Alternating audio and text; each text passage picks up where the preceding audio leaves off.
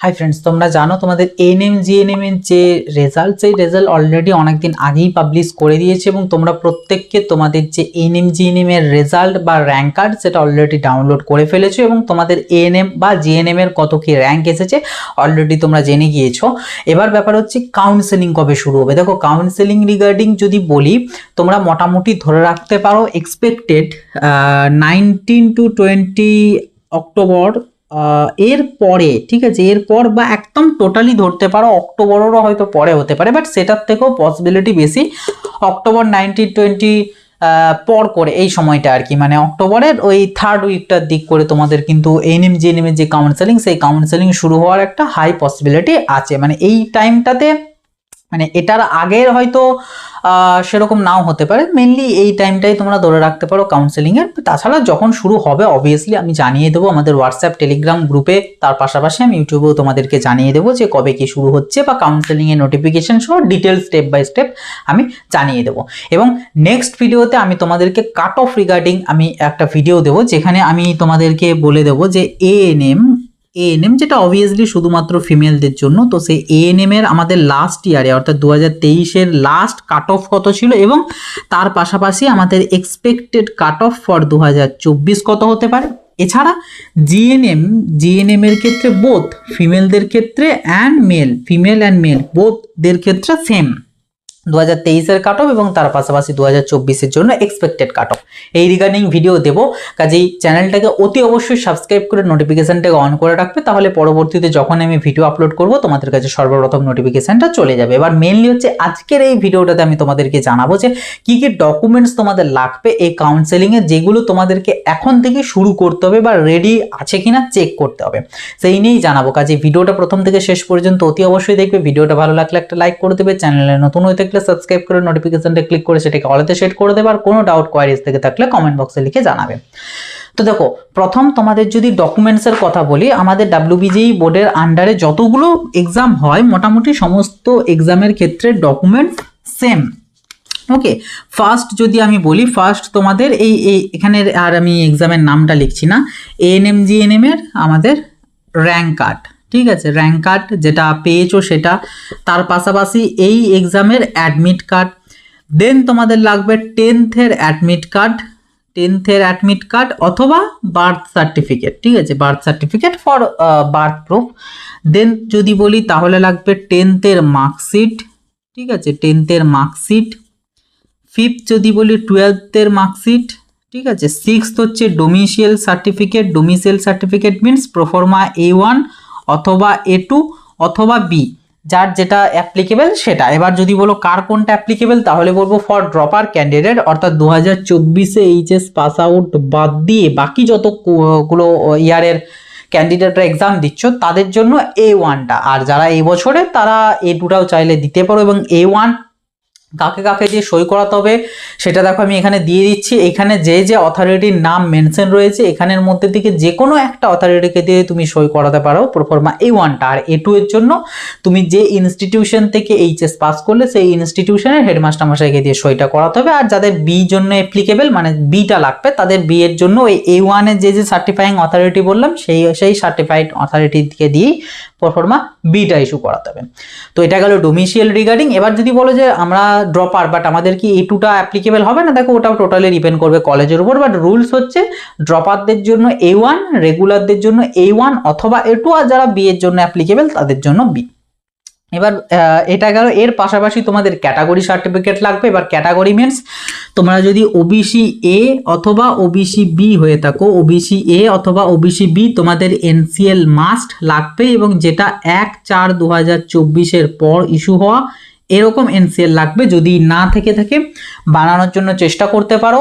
NCL কিভাবে বানাবে সেই নিয়ে অলরেডি একটা ভিডিও দেওয়া আছে, না দেখে থাকলে এই ভিডিওর ডেসক্রিপশন বক্সে এবং আই বাটনে লিঙ্ক দিয়ে রাখছি, সেখান থেকে গিয়ে দেখে নেবে। তো এটা দেখবে এবং যাদের বানানো আছে ডেটটা দেখে নেবে এটা ঠিকঠাক আছে কিনা। এবার আবার অনেকে বলবে যে দাদা আমি জেনপাসের জন্য বানিয়েছিলাম, সেটা অ্যাপ্লিকেবল কিনা? হ্যাঁ অ্যাপ্লিকেবল। ডাব্লিউবিজিএর জন্য বানিয়েছিলে, সেটা অ্যাপ্লিকেবল কিনা? হ্যাঁ। মেন হচ্ছে এখানে ডেটটা দেখতে হবে তোমার 1/4/2024 পর ইস্যু করা কিনা, এটাই হচ্ছে মেন ক্রাইটেরিয়া। তারপর যদি হয় তাহলে তুমি এখানে সেটা ইউটিলাইজ করতে পারবে, আদারওয়াইজ তোমাকে কিন্তু জেনারেলে কনভার্ট করে দেওয়া হবে এবং সেটা তুমি এখন পারবে না, ফার্স্ট রাউন্ডে তোমাকে জেনারেলে কনভার্ট করতে হবে। দ্বিতীয়ত হচ্ছে ইডাব্লিউএসদের ক্ষেত্রেও সেম জিনিস, তার জন্য ইডাব্লিউএস সার্টিফিকেটটা 1/4/2024 পর ইস্যু করানো হয়ে থাকে, তবেই সেই ক্যান্ডিডেটটা ইডাব্লিউএস, আদারওয়াইজ কিন্তু ইডাব্লিউএসটার থেকেও ওপেনে কনভার্ট হয়ে যাবে। এর পাশাপাশি SC/STদের জন্য তোমাদের SC/ST সার্টিফিকেট, পিডাব্লিউডি ক্যান্ডিডেটদের জন্য যেটা আইপিজেমিআর অর্থাৎ SSKM এ যে ভেরিফিকেশন হয়েছিল সেখানে যে সার্টিফিকেটটা সেটা তোমাদের লাগছে। অরফেনদের জন্য অরফেন সার্টিফিকেট আছে এবং সিভিল ডিফেন্সের জন্য সিভিল ডিফেন্স কোটার যে সার্টিফিকেটটা আছে সেই সার্টিফিকেটগুলো আছে। তো ওই সার্টিফিকেটগুলো তোমাদের লাগবে, মেনলি এগুলোই হচ্ছে রিকোয়ার্ড ডকুমেন্টস। এবার যেটা তোমাদের যদি বলি, আমাদের এখানে প্রোফর্মা A1টা মেনলি A1টা বানানোর জন্য তোমরা জানো তোমাদের প্রত্যেককে প্রথমে এখানে একটা ইডিস্টিকের অ্যাপ্লাই করতে হয়, যারা এসডিও বা বিডিওকে দিয়ে তোমরা অ্যাপ্লাই করবে মানে সই করাবে তাদেরকে ইডিস্টিকে একটা অ্যাপ্লাই করে ইডিস্টিকে একটা তাদের স্ট্যান্ডার্ড ফরম্যাট বের করতে হয়, তার সেটা রেফারেন্সে এটাই সই করাতে হয়। কিছু কিছু জনের আছে যাদের ডাইরেক্ট এটাতে সই করে দেয়, তাহলে তো ভালো জিনিস। তোমাদের এখানে মেন এম থাকবে A1 এ সই করানো।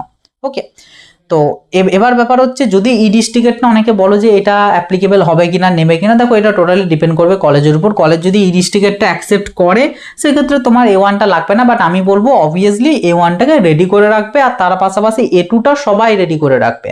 যাদের A1টা হয়নি তারাও রেডি করে রাখবে, কারণ রেডি করে রেখে A1 এর জন্য রেডির জন্য তোমরা চেষ্টা করবে। এবং আমি বলবো এখন মোটামুটি ধরে রাখতে পারো এই মন্ডে অর্থাৎ আগামীকালকে তোমাদের একটা মোটামুটি একটা ডেট রয়েছে যেটা ফাঁকা আর কি, তারপর থেকে পুজোর ভ্যাকেশন শুরু হয়ে যেতে পারে। তো মন্ডেতে তোমরা এটার জন্য অ্যাপ্লাই শুরু করে দাও, তাহলে মোটামুটি ওই দিকের 19 তারিখ 20 তারিখের মধ্যে তোমরা ইডিস্টিকের সার্টিফিকেটটা পেয়ে যাবে।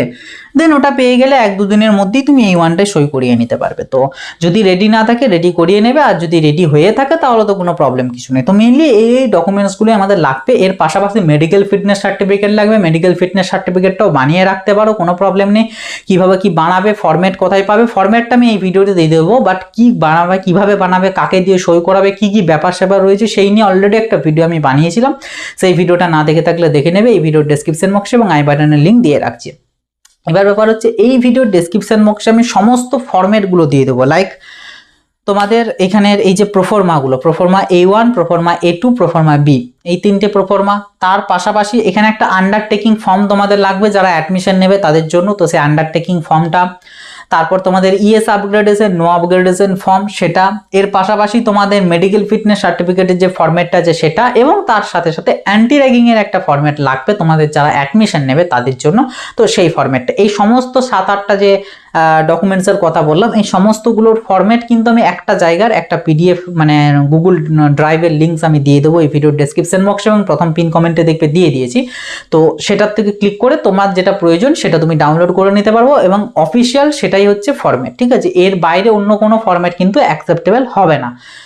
অ্যান্টি র্যাগিংটার জন্য ইউজ হতে পারে, বাট বাকিগুলোর ক্ষেত্রে কিন্তু ওর বাইরে অন্য কোনো ফরম্যাট কিন্তু অ্যাকসেপ্টেবল হবে না। কাজেই ফরম্যাটগুলো দেখে নাও এবং ওখান থেকে ডাউনলোড করে নিতে পারবে। তো এই হচ্ছে আর কি আজকের আমাদের মেন ভিডিওর টপিক ছিল যে রিকোয়ার্ড ডকুমেন্টস। কারণ অনেকে আছে যারা হয়তো কাউন্সেলিং শুরু হওয়ার পর ডকুমেন্টসগুলো রেডি করতে চাই, বাট রেডি করতে না পারার কারণে অনেক সময় সিট ক্যান্সেল হয়ে যায়, কাউন্সেলিং থেকে বাইরে বেরিয়ে যায়, বা এরকম ক্যাটাগরি চেঞ্জ করতে হয়, তো যেটা পরবর্তীতে ইস্যু ক্রিয়েট করতে পারে। তো যাই হোক আর কি, সেই কারণে তোমাদেরকে অ্যাডভান্স জানিয়ে দিলাম যে এখনো কাউন্সেলিংয়ের মোটামুটি দেরি আছে। যেটা এক্সপেক্ট করছি অক্টোবরের 3rd উইকের দিক থেকে শুরু হতে পারে, 3rd বা 4th উইক দিক থেকে শুরু হতে পারে। তো দেখা যাক কতটা কি হয়, যখন আপডেট আসবে অবভিয়াসলি আমি তোমাদেরকে জানিয়ে দেবো। এবং নেক্সট ভিডিওতে কাট অফ সংক্রান্ত আমি 2টো ভিডিও দেবো, একটা ANM এর জন্য আলাদা এবং আরেকটা GNM এর জন্য আলাদা। তো সেই ভিডিওগুলো অবশ্যই দেখবে, তার জন্য চ্যানেলটাকে সাবস্ক্রাইব করে রাখবে, নোটিফিকেশনটাকে অল করে রাখবে, তাহলেই নোটিফিকেশন পেয়ে যাবে। এবং আজকের এই ভিডিওটা ভালো লাগলে একটা লাইক করে দেবে। এছাড়া যদি কোনো ডাউট কোয়ারিজ থেকে থাকলে কমেন্ট বক্সে লিখে জানাতে পারো, আর ভিডিওটা খুব বেশি বেশি করে শেয়ার করে দিও। তো এই ছিল আজকের ভিডিও, আবার দেখা হবে নতুন একটা ভিডিওতে। বাই।